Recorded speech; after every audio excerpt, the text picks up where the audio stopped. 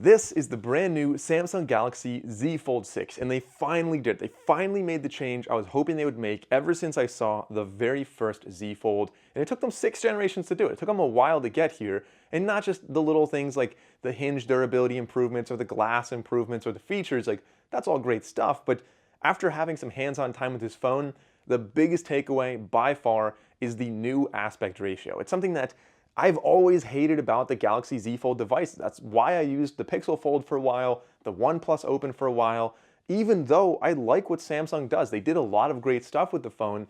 In the past, I just could never get used to the ultra skinny aspect ratio of the front display and then the weirdly square inside display. So now if you look at this, you can see on the front it's a little bit shorter, a little bit wider, and that makes it much more like a classic S24 Ultra, for example. And then when you open it, again, it's just a more usable tablet-like phone. So I think that alone is probably going to make this my everyday phone, the Galaxy Z Fold 6. But along with that, there are other things I want to talk about in this video. After having some hands-on time with the Z Fold 6, I know I probably should have like dragged that through the whole video and made you watch longer, but that's the main thing. That's the main thing I really like about this. There are a lot of other really cool things they added. Like I said, for one, the hinge is more durable. It's really significantly improved here. So it's always felt good, but you have a much beefier hinge that should last even longer. The glass has a really interesting property. They added a 4th layer, which is kind of like non-Newtonian is how they explained it to me.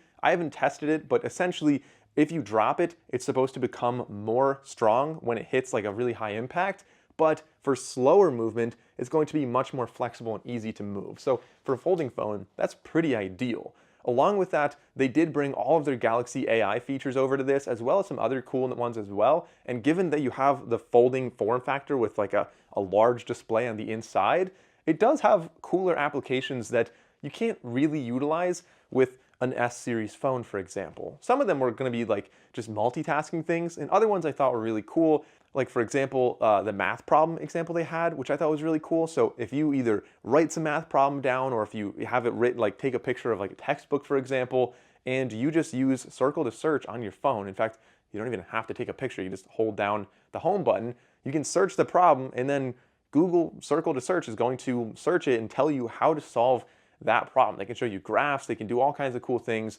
and I think that's pretty fantastic. There's also other cool AI features on here, like the interpreter mode. You have the ability to kind of translate between languages, and that works very well, and that's something that you can do just like, you know, having your phone up in a flex mode, so you can use the cover screen and the inside, and 2 people can converse and see stuff like on the screen at the same time. Kind of just a cool use case that you also have on the Galaxy Z Flip 6 as well, but kind of rolling through some other cool ones. There's also sketch to image, so if you draw something, you can take a picture of it and you can switch it over to an image really well, so that's a cool AI feature. Or if you have an image and you wanted to add like a crown on somebody's head or sunglasses on a dog or something like that, it can do that. So that's something that I think is going to be a really niche use case. It's going to be fun to play with, but there's going to be a couple people that's going to be an awesome thing where like they're using the Gen AI feature on Adobe Photoshop, for example, and they're like, hey, add a lighthouse there. But if you could just like draw in a lighthouse on your photo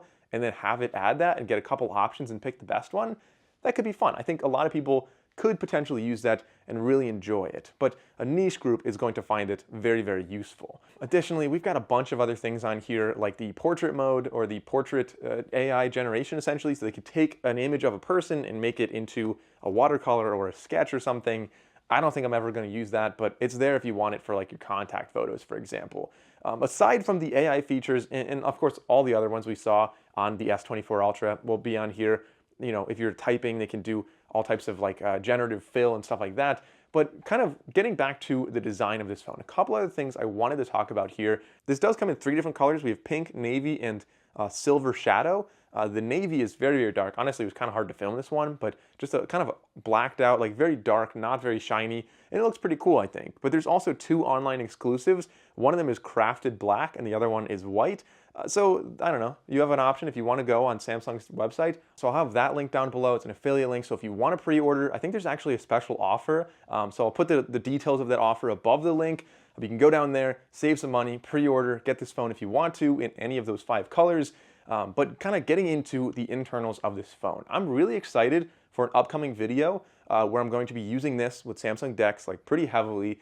And the reason that I'm excited is because of two things. Because one, this has the latest Snapdragon 8 Gen 3 for Galaxy chip, same one we're seeing in the S24 Ultra. But two, because let me get the specs right on this one, the vapor cooling chamber is 1.6 times larger than we saw in the last generation. So this should be pretty ideal for gaming, multitasking, really pushing it. Like, I think Samsung is well aware that this is for the former Note users, like the power users, people that want to have multitasking, productivity, probably use Samsung DeX and really push it. And I think this is going to be a pretty big improvement, having that enlarged cooling chamber on here. However, one thing that's kind of interesting is that Samsung chose to not use any titanium on this. Maybe that's for price reasons, but instead they have what they claim to be 10% more scratch-resistant armor aluminum. So it should be stronger than the older ones, but it is not titanium. Samsung decided not to do that. As far as the cameras go, there's not a whole lot that's different with these. We have a 50 megapixel wide angle lens. That's your main sensor that's going to do pretty well in most environments.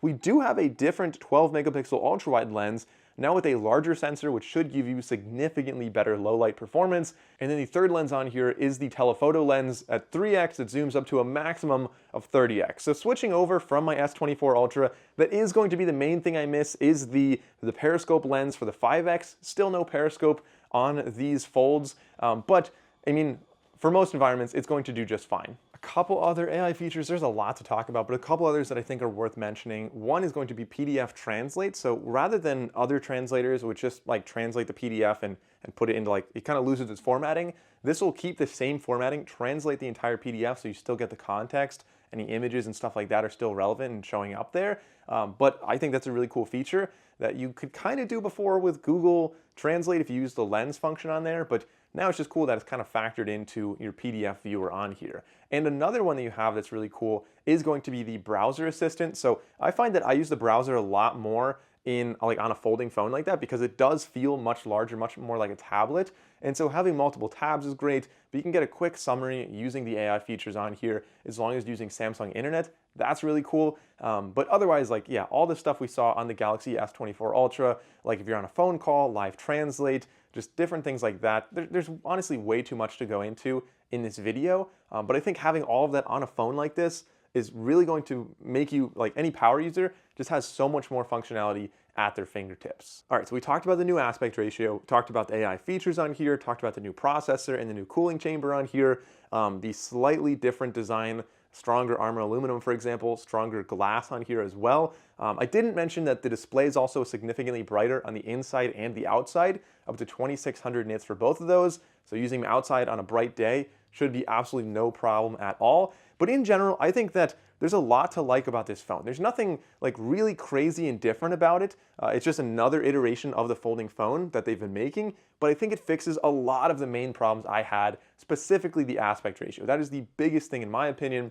that held me back from really using that as an everyday phone, and why I've been using the S24 Ultra. So now I think I'm probably going to switch over to the Z Fold 6, and hopefully I like it. But let me know what you think about this in the comments down below. And of course, I actually have like 5 or 6 other videos coming out at the exact same time as this video right now. So I'll link a playlist like right here with all those other ones.